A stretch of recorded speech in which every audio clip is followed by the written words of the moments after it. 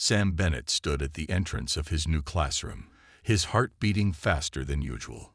The Galactic Academy of Advanced Sciences wasn't like any school he had attended before. Through the transparent walls, he could see the endless expanse of space and the red glow of Proxima Centauri in the distance. The classroom door slid open with a soft hiss. 20 pairs of eyes turned to look at him, some with multiple pupils, others glowing different colors, and a few that weren't eyes at all but sensory organs Sam couldn't name. He took a deep breath and stepped inside. Professor Martinez smiled warmly at him. She was one of the few humans teaching at the academy, which had made the enrollment process a little easier for Sam. "Class, please welcome our new student from the outer colonies," she announced. Sam noticed how carefully she avoided mentioning Earth. They had discussed this during his orientation. His true origin was listed as classified in his public records, a common practice for human students in galactic institutions. A tall, graceful figure in the front row caught his attention. Her skin had a subtle blue tint that seemed to shimmer in the artificial light, and her hair, if you could call it that, looked like strands of flowing silver. The nameplate on her desk identified her as Zorax. Zorax watched him with 3 crystalline eyes, her head tilted slightly in what Sam recognized as a common Centaurian expression of curiosity. Next to her sat a bulky figure with metallic scales, Krulthor, according to their nameplate. "You may take the empty seat next to Zorax," Professor Martinez said, gesturing to the vacant desk. Sam walked down the aisle, aware of the whispers and subtle movements around him. His classmates' enhanced senses probably picked up all sorts of things about him. His elevated heartbeat, the slight perspiration on his skin, maybe even the electrical signals from his nervous system. As he sat down, Zorax leaned away slightly, her silver hair rippling with the movement. "You look different," she said in perfect galactic standard. "What species are you?" Before Sam could answer, Professor Martinez called the class to attention. "Today, we'll continue our discussion of evolutionary advantages across different species. Please access your data tablets." Sam pulled out his tablet, trying to ignore the way Zorax kept glancing at him. He could feel her studying his plain skin, his simple 2 eyes and 1 nose face arrangement, his ordinary brown hair. Compared to his classmates, with their bioluminescent patterns, metallic scales, and extrasensory organs, he knew he looked basic. The lesson proceeded, and Sam found himself absorbed in the material despite his nervousness. They were covering the development of various sensory systems across species, and he took detailed notes, occasionally adding observations from his own unique perspective. Halfway through the class, while Professor Martinez was explaining the evolution of electromagnetic sensitivity in proximate species, Sam felt something brush against his arm. He looked down to see a small holographic note hovering over his desk. It had to be from Zorax. Centaurians were famous for their ability to manipulate small energy fields. The note read, "Your species must be from a very simple world. No natural defenses, no enhanced senses, not even basic energy manipulation. How did you qualify for the academy?" Sam quietly dismissed the hologram with a swipe of his hand, pretending he hadn't seen it. He focused on Professor Martinez's lecture, but he could feel Zorax's 3 eyes studying him with increasing interest. She had no idea that her simple observation would soon lead her to one of the biggest surprises of her academic life. 3 days after Sam's arrival at the Galactic Academy, the xenobiology class gathered in the practical laboratory. The room was much larger than their regular classroom, filled with various testing equipment and demonstration areas. The red light of Proxima Centauri painted strange shadows through the station's massive windows. Professor Martinez stood at the front of the class. "Today, we'll be doing practical demonstrations of species-specific adaptations.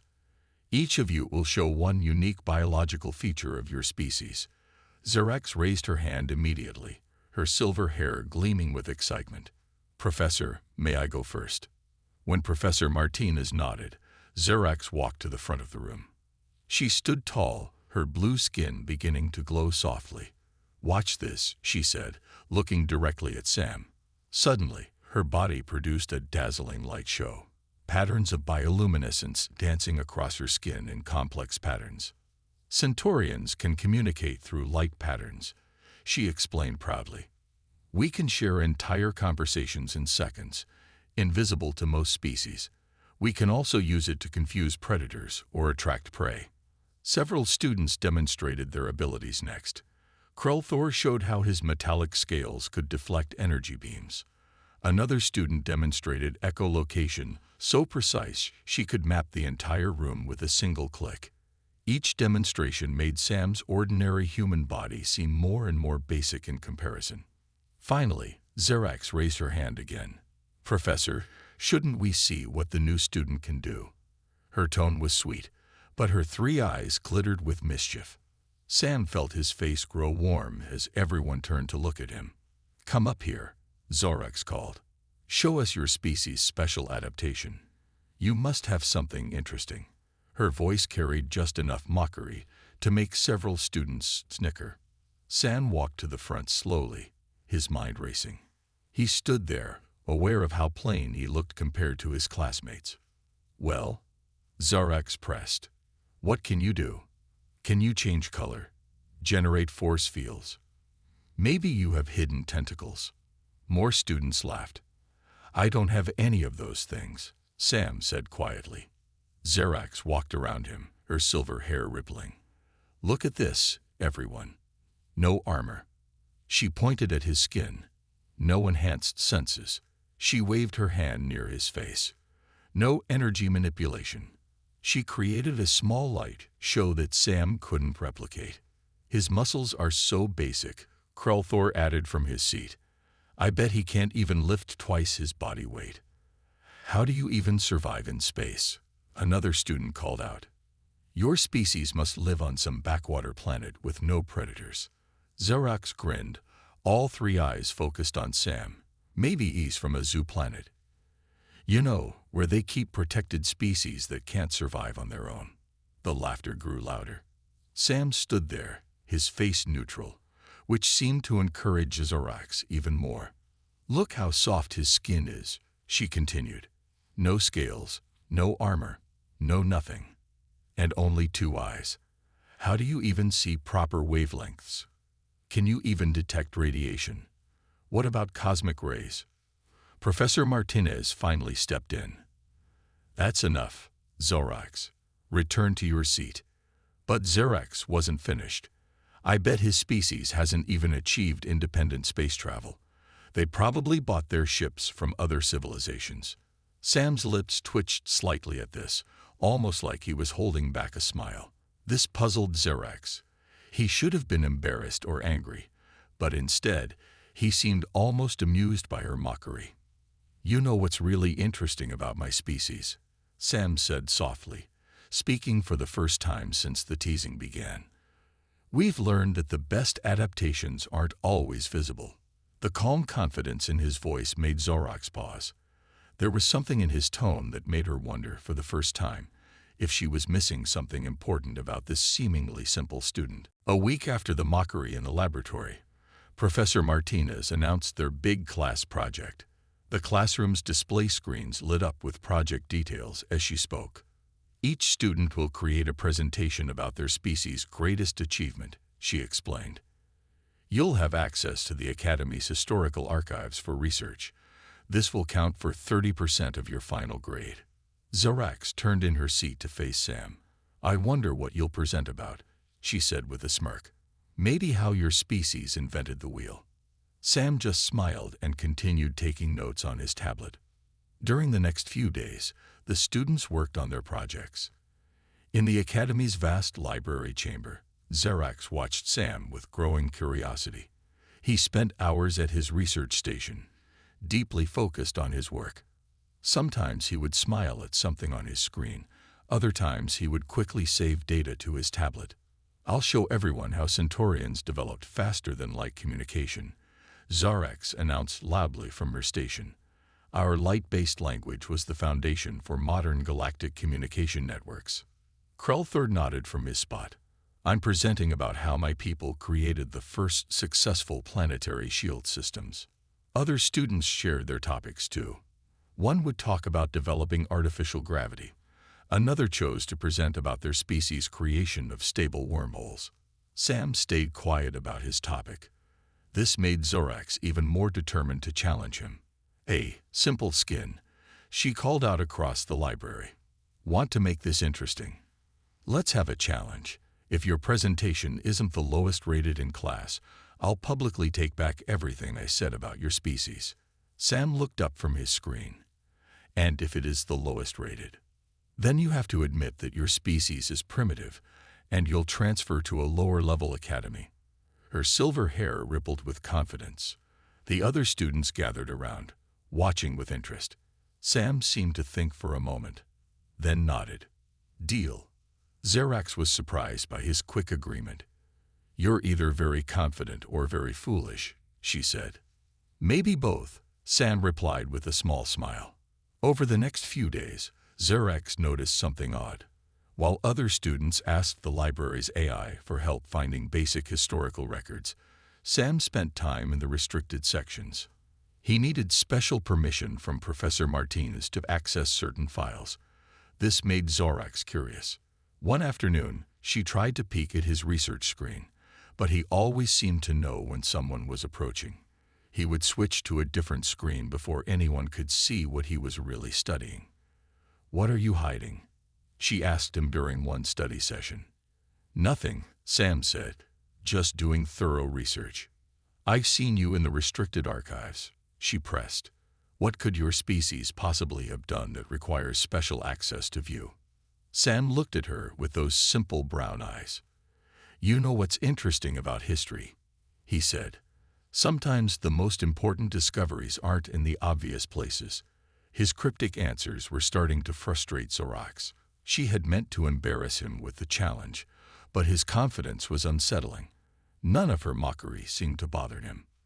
The day before their presentations, Zorax overheard Sam talking to Professor Martinez. "Are you sure you want to reveal this?" the professor asked him quietly. "Once it's done, you can't take it back." "It's time they knew," Sam replied. "Besides, I think Zorax needs to learn this lesson." Zorax felt a strange chill.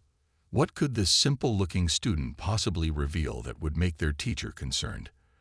For the first time since Sam arrived, she wondered if she had made a terrible mistake with her challenge. The night before the presentations, Zorax couldn't sleep. Sam's confidence bothered her. She decided to do some extra research on his species, hoping to find more things to mock during his presentation. She sat at her private terminal in her dormitory room, the soft blue glow of the screen matching her skin tone.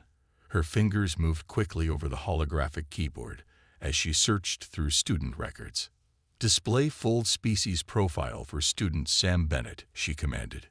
The screen flashed red. "Access of restricted." Zorax frowned. Student species profiles were usually public information. She tried a different approach, using her inherited Centaurian ability to manipulate electronic signals. Her silver hair sparkled as she concentrated, sending subtle energy pulses into the system. Suddenly, her screen flickered. A file opened, just for a second, before the system caught her intrusion. But that second was enough. Zorax sat frozen, her three eyes wide with shock. The words she had seen were impossible. "Origin. Earth." "No," she whispered. "That can't be right." Earth was a legend, a myth told to young aliens. The mysterious planet that had changed the galaxy and then disappeared behind heavy protection and secrecy. Could Sam really be? With shaking hands, she accessed the Academy's historical archives. She searched for Earth in the public records first. The results were fascinating but limited. Earth was mentioned as the origin point of several major galactic innovations, but details were scarce. Many files were restricted or heavily edited. Zorax dug deeper, using every trick she knew to access more information. Each new piece of data made her sink lower in her chair. Humans had achieved space travel without any natural adaptations for surviving in space. They had no biological abilities for detecting radiation, no natural protection against cosmic rays, no built-in way to sense navigational data. Yet they had done it all. They had built machines to overcome their limitations. They had created solutions that other species now used throughout the galaxy. She found fragments of information about early human space travel. They had reached their own moon using primitive rockets and basic spacesuits. They had sent probes beyond their solar system when they could barely leave their own planet. "Computer," she said quietly, "show me the current list of galactic patents by species." The list appeared. Xerax looked for anything credited to Earth or humans. The results stunned her. Artificial gravity systems, basic shield technology, the foundations of faster-than-light travel, all originally human innovations. Her own people's light-based communication network. It was built on principles first discovered by human scientists. Krelthor's people's planetary shields. The basic technology had come from human military research.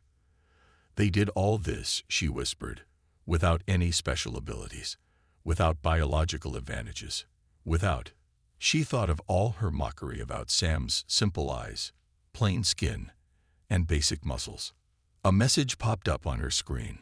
Unauthorized access detected. Security protocols engage. Xerax quickly shut down her terminal, but she couldn't shut down the thoughts racing through her mind.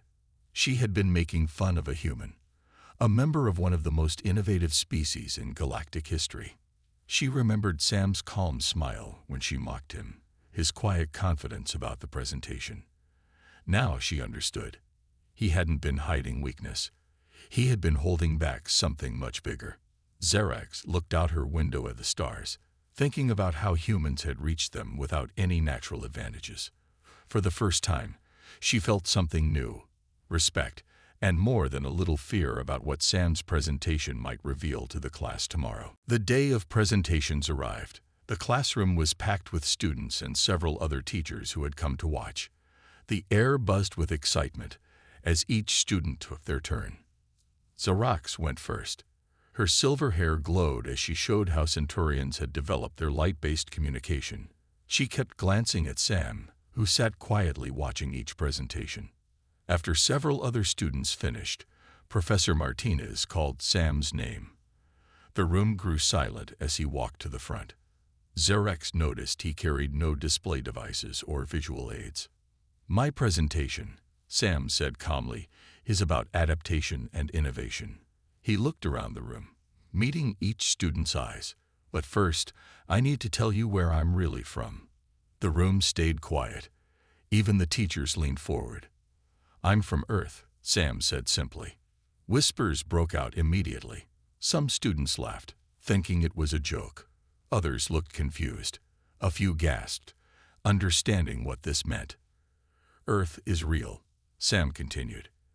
"And humans, my species, didn't have any of the advantages you've mocked me for lacking. We couldn't generate force fields. We couldn't breathe in space. We couldn't naturally detect radiation." He pressed a button, and the room's main screen lit up with images. This was one of our first space vehicles. The picture showed a simple metal capsule. We built it with materials we dug from our planet. We didn't have space stations or alien technology to help us. More images appeared. Old rockets, early spacesuits, primitive satellites. We went to space in what you would consider metal cans. We walked on our moon wearing suits we made from cloth and metal. We did it all without biological advantages. The room was completely silent now. Sam showed more pictures. Early space stations, the first Mars colonies, the first faster-than-light test ships. "You see," he said, "humans had to be creative. We didn't have natural armor, so we built better ships. We couldn't survive in space, so we made better environmental systems. We couldn't detect radiation naturally, so we invented sensors that now protect ships across the galaxy." He looked directly at Xerax. "Your light-based communication. Humans helped develop the technology that made it work across space. Those planetary shields. We created the first prototypes during our early wars." Sam walked around the room as he spoke. "Humans turned our weaknesses into strengths. We didn't wait for evolution to give us abilities. We built them. Everything that seemed primitive about us pushed us to innovate. He showed one final image, Earth, blue and beautiful. This is my home. We protect it now because too many species wanted our technology, our innovations, but we still send students out to learn and share knowledge. The presentation ended. Nobody spoke for several long seconds. Then one student raised their hand. Is it true that humans invented artificial gravity? Sam nodded. Yes, we got tired of floating around in our early space stations. Another student called out, did humans really create the first successful wormhole drive? We had to, Sam said with a small smile. We wanted to explore the galaxy, but we didn't live long enough for traditional space travel. The questions kept coming. Students who had laughed at Sam now wanted to know more about human achievements. Even the visiting teachers asked questions about Earth's history. Xerex sat quietly, her silver hair dim, remembering all her mockery about Sam's primitive features. She had never felt so wrong about anything in her life. After Sam's presentation, Xerex spent every free moment in the Academy's archives. She had to know more about humans and their achievements. Each new discovery amazed her more than the last. She sat at her research station, surrounded by holographic displays showing human inventions. Her silver hair had lost its usual shine from hours of reading without rest. Display human medical innovations, she commanded the computer. The screens filled with information. Humans had created vaccines before they even understood DNA. They had mapped their own genome using primitive computers. They had cured diseases that once killed millions, all without natural healing abilities. Show human space exploration timeline, she said next. The display changed.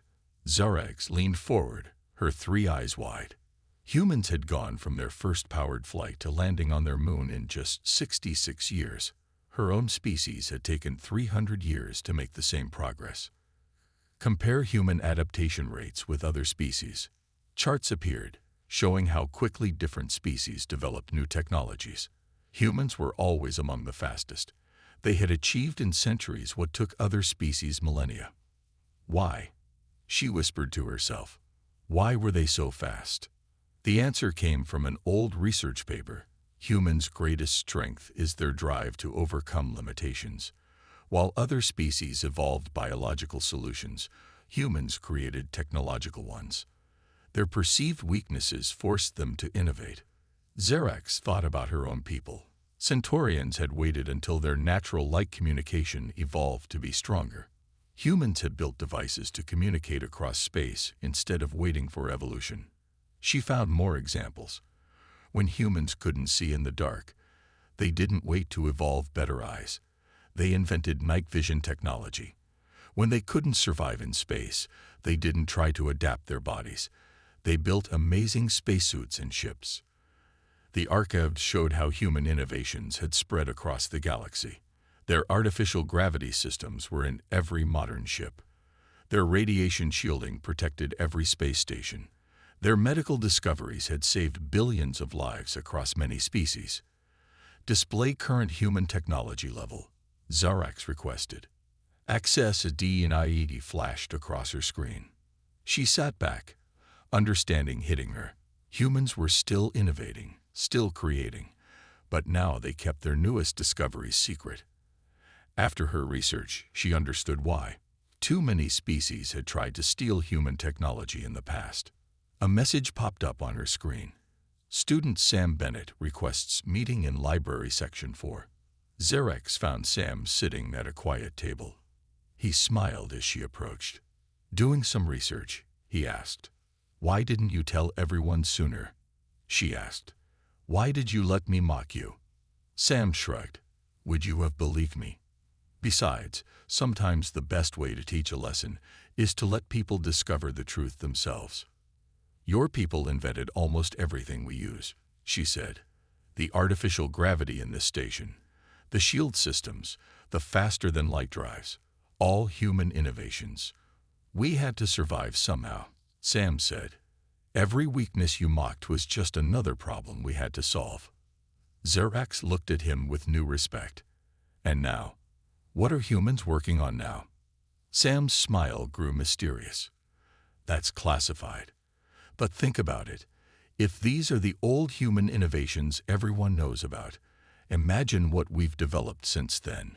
Xerax felt a shiver run through her silver hair. She had thought Sam's species was primitive. Now she realized humans might be the most advanced species in the galaxy.